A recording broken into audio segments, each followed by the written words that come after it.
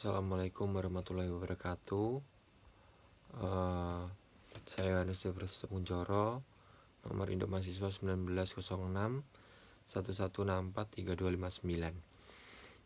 Di video ini saya akan menjelaskan tentang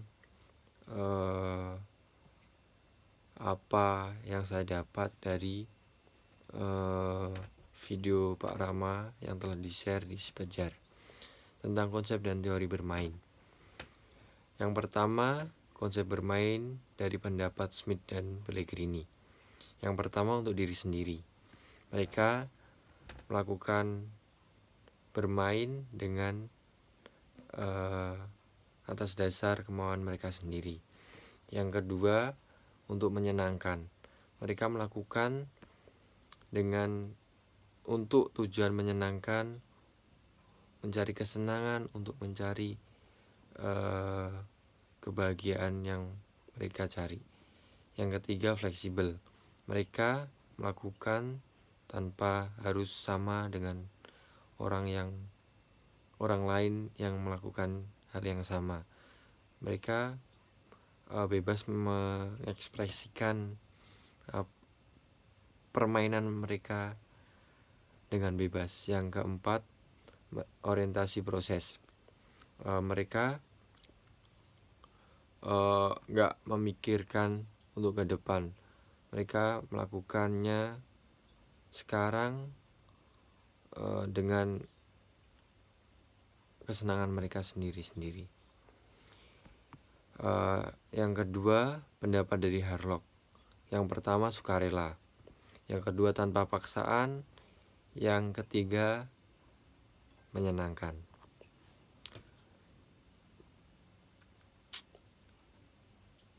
Perbedaan bermain dan bekerja. Kalau bermain, mereka bebas mengekspresikan benda. Kalau bekerja, mereka harus melakukan kegiatan yang dirancang dan dibawahi perintah guru, orientasi produk. Yang kedua, umumnya melibatkan benda lain atau manipulatif. Sedangkan bekerja biasanya melibatkan pensil, kertas, kadang-kadang melibatkan kesungguhan. Yang ketiga, bermain tidak perlu kesungguhan pada proses yang harus diselesaikan. Sedangkan bekerja harus diselesaikan. Keterlibatan guru dalam bermain dan bekerja. Dalam bermain, guru tidak ada harapan kepada mereka. Mereka bebas untuk melakukan apa yang mereka inginkan. Sedangkan bekerja, guru berpusat pada harapan dan niat guru. Jadi guru menginginkan siswa untuk melakukan yang terbaik. Yang kedua, bermain jarang dievaluasi guru, karena guru tidak mengekang siswa untuk melakukannya dengan benar. Guru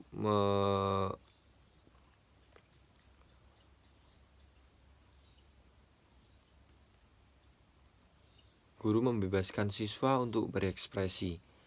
Sedangkan bekerja keluaran di evaluasi guru. Jadi apa yang menjadi kesalahan siswa, menjadi kesalahan mereka, akan dievaluasi oleh guru.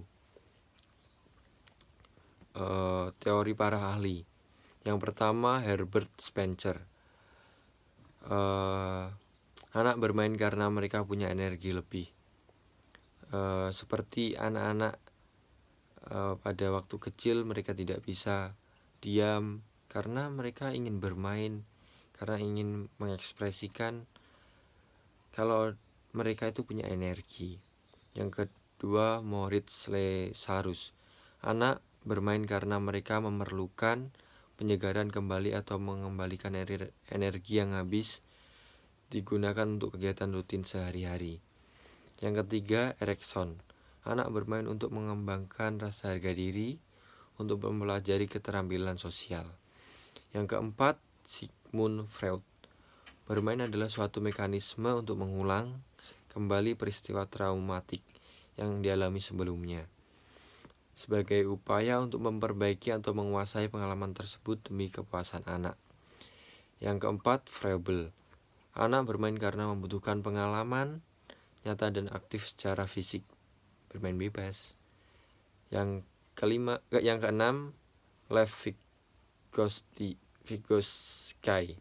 Anak bermain merupakan upaya melibatkan diri untuk membangun konsep-konsep yang dibutuhkan.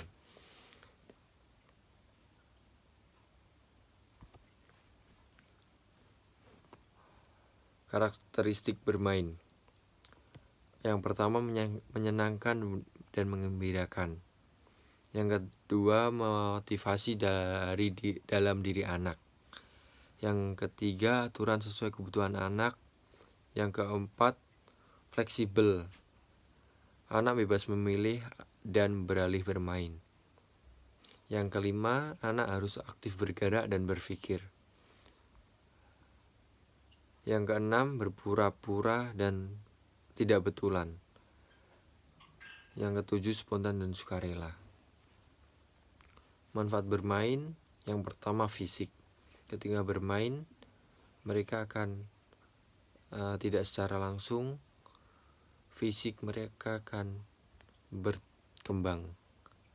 Yang kedua, untuk hobi.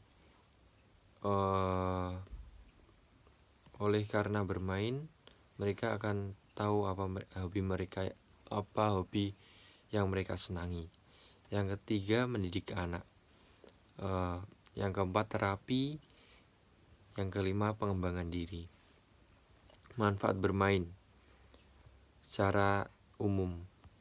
Yang pertama, kognitif. Yang kedua, kesadaran diri. Yang ketiga, sosio-emosional. Yang keempat, motorik. Yang kelima, bahasa. Resiko bermain dalam fisik akan jatuh atau cedera. Yang kedua, keracunan, kelelahan, kurang gerak atau kotor. Dari psikis, yang pertama kebosanan, yang kedua motivasi berkurang, ketiga emosi labil. Dari aspek sosial, yang pertama bertengkar, dan kedua minus sosialisasi. Demikian video yang saya jelaskan. Mohon maaf kalau ada kata-kata yang kurang berkenan. Saya minta maaf dengan sebesar-besarnya. Terima kasih. Wassalamualaikum warahmatullahi wabarakatuh.